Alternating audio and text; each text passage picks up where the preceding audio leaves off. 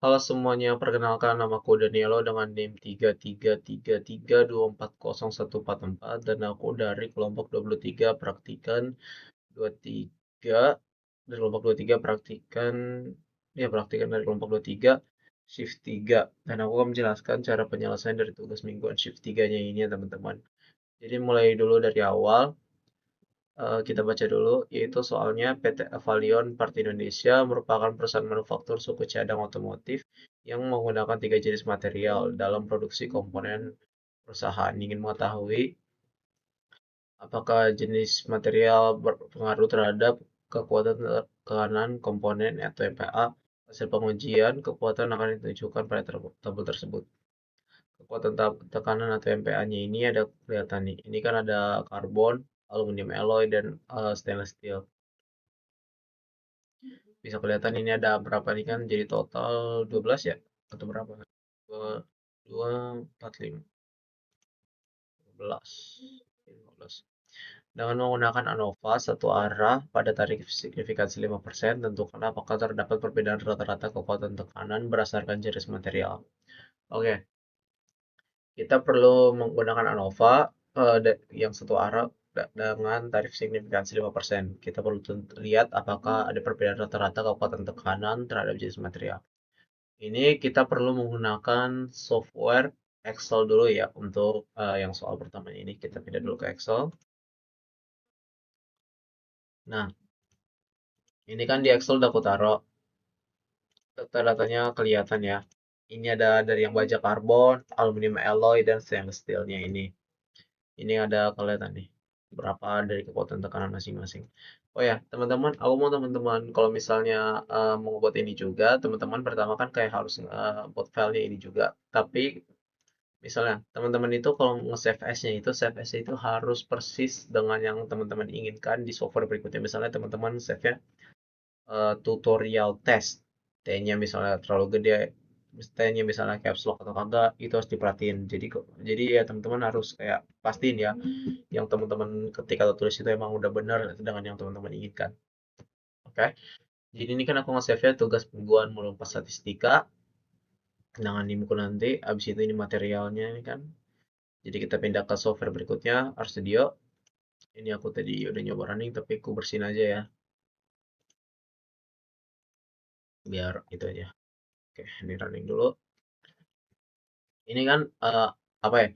Oh ya, misalnya teman-teman buka kayak gini, nanti teman-teman buka file, new project, habis itu ada existing directory, dari existing directory, teman-teman ke folder yang di save, folder yang nge-save Excel tersebut. Aku kan di sini ada filenya nih, Tuming, ada file Excel-nya dan juga ada file RStudio-nya nih. Jadi ini kita running dulu. Ini install packages menggunakan Treat Excel dan CAR dan library untuk membuka filenya ini atau running. Enter. Aku tadi udah nyoba, jadi bakal kayak gini. Kalau teman-teman belum nyoba, nggak bakal gini. Jadi biarin aja. Aku pencet no aja, karena aku tadi udah download atau buka. Kemudian ini ada soal pertamanya, yaitu input data. Nah, input datanya ini akan soal satunya ini akan mengebaca data dari file Excel-nya ini. Jadi kan aku tugas mingguan ini dengan ini seperti ini format namanya dari sheet satunya ini. Jadi nanti dari sheet satunya itu bakal kebaca yang berikutnya ada pastikan variabel faktor dan dependen, yaitu menggunakan material sebagai faktornya. Ada apa aja tadi? Tadi kan ada yang karbon, alloy, sama steel kalau nggak salah sih. Maaf kalau salah ngomong ya. Memang itu kan ya karbon, alloy, sama steel ya. Habis itu kekuatan tekanan atau MPa-nya itu nanti bakal kebaca juga. Dan habis itu ada uji homogenitas, yaitu varians yang menggunakan Levin test. Ya, dari Levin testnya ini yaitu dari kekuatan tekanan dan dari materialnya. Kemudian ada uji normalitas atau Shapiro-Wilk. Shapiro testnya ini menggunakan kekuatan tekanannya. Dan habis itu ada penyusunan model. Penyusunan modelnya ini nanti model ini bakal dibuat dari kekuatan tekanan materialnya dan ANOVA ini akan menghasilkan modelnya ini pertama ya. Kita running dulu. Jadi kan yang library sama install package sudah running, jadi nggak bakal running. Ini ya, sisanya running. Hasilnya segini. Jadi bakal aku jelasin ya masing-masing hasilnya ini gimana. Ya, jadi kalau yang ini love vintage. Love vintage ini for vintage ini dari yang center sama mediannya F value-nya ada 0,6 ini dan PR lebih besar dari FV ini ada 0,5. Kalau yang ini tadi kan ada signifikannya 5%. 5% itu kalau diubah jadi 0,05 atau 0,5 kalau nggak salah ya. Habis itu kan dari ini kita bisa baca 0,5512 dan kalau dari 0,5512 itu artinya perbedaannya itu nggak begitu signifikan. Jadi kalau menggunakan Levitas itu udah aman ya. Jadi kalau di Levitas uji homogenitasnya aman. Kemudian ada uji normalitasnya ini. Kalau uji normalitasnya ini menggunakan Shapiro-Wilk. Shapiro-Wilk ini kekuatan sama tekanannya ini. Ini kita bisa baca kalau value-nya ini adalah 0,01179 ya. Ya, jadi kalau ini kesimpulannya ini apa ya? Anggapnya ini kayak W-nya ini kayak dasar atau itu ya teman-teman. Kalau P value, jadi kita yang paling mau tahu itu kayak P value-nya ini. P value-nya ini artinya simpelnya kan tadi signifikansinya 5%. Kalau yang ini artinya kurang atau enggak sesuai. Jadi berbeda apa? Kalau ini remnya itu kayak enggak kurang bagus lah ya, simpelnya dari apa dari bahan-bahannya itu kemudian ada penyusunan model dari model ini bakal kelihatan nih kan sumnya meannya F value-nya dan PR PR lebih besar dari F nya ini jadi kalau ini kan kita tadi nyarinya ini ya PR-nya ini 2,06 kurang 15 ini apa kalau nggak salah tuh 26 kalau nggak salah 2,15 itu kan lebih kecil dari signifikasi 5%. Jadi simpelnya itu ini pengaruh besar gitu.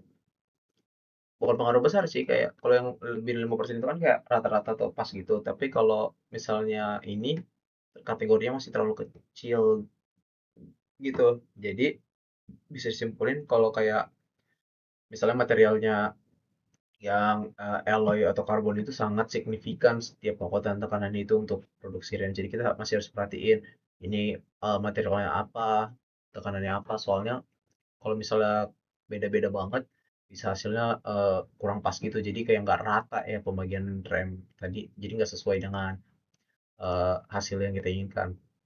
Oke, ini kan tadi soal satu udah jadi sekarang kita pindah ke soal dua ya. Nih di soal 2 PT Osik Manufacturing memproduksi komponen kampas rem. Perusahaan menggunakan beberapa jenis material kampas rem dan menerapkan variasi tekanan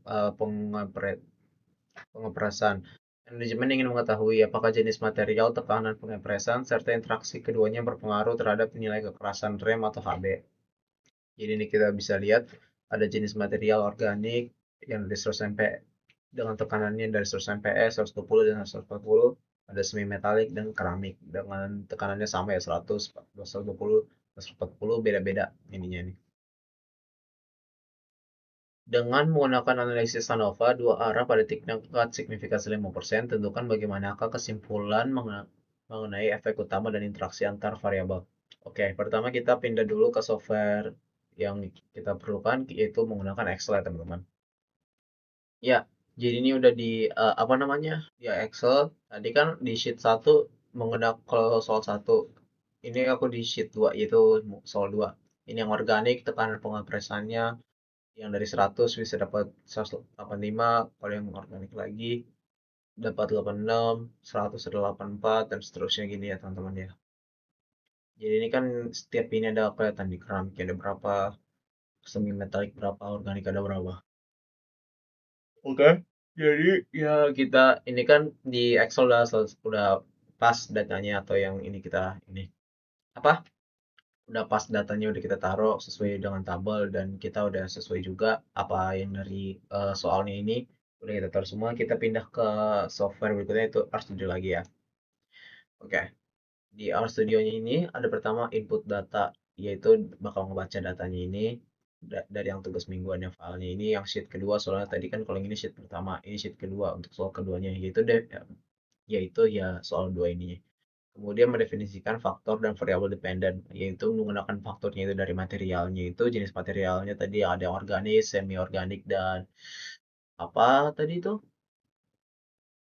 Organik, semi organik. Oh, semi metalik sama keramik ya, salah-salah.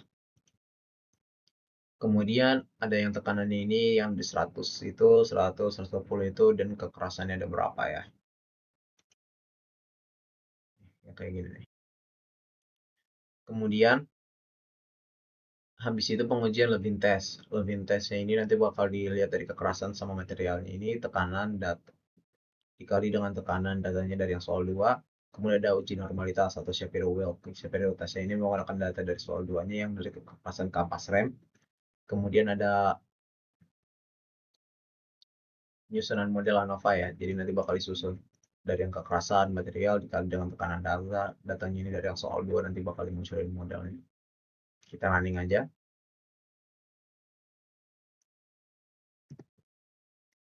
Ya, soal 2. Ya, aku jelasin ya teman-teman ya. Ya, kalau yang ini kan tadi pengujian Levin test. Kalau Levin test ini kita nyari tadi utama yang PRF yang ini yaitu satu. Satu itu lebih signifikan atau lebih besar dari 5%. Jadi artinya ya bagus atau itunya emang Levin test ini udah berhasil ya dilewati atau itu pas. Kemudian ada normalitas yaitu Shapiro-Wilk. Kalau Shapiro-Wilk ini ada p-value-nya 0,1619. Kalau 0,1-nya ini artinya kan lebih kecil dari 5%. Artinya kurang pas atau kurang sesuai ya. Jadi emang nggak pas gitu kalau untuk kekerasan ini. Kalau uji normalitas ini artinya nggak bisa kita selesaiin atau nggak pas ya. Simpel. Kemudian ada penyusunan model. Jadi ini bakal disusun nih. Sum, SQ, min Q, F value dari material, tekanan, material, banding tekanan, habis itu dengan residual. Kalau respon kekerasan ini ya apa yang kita uji tadi. Ini ada PR value-nya ya. Jadi ya simpelnya itu kalau yang itu apa namanya? Kalau dari yang Levin test itu emang bisa atau diterima karena lebih besar dari 5% atau setara gitu. Kalau nggak kayak sedikit mendekati. Tapi kalau yang normalitas atau Shapiro-Wilk itu nggak bisa, soalnya nggak pas gitu ya. Karena hasilnya terlalu lebih kecil dari 5. Ya, jadi ya kalau apa? Kalau normalitas nggak gitu sesuai itu pas, tapi kalau Levin test ya. Jadi ya mungkin itu aja sekian dari saya. Maaf bila ada salah kata atau salah bicara di tugas mingguannya ini. Makasih udah nonton ya teman-teman. Sekian dari saya. Bye-bye.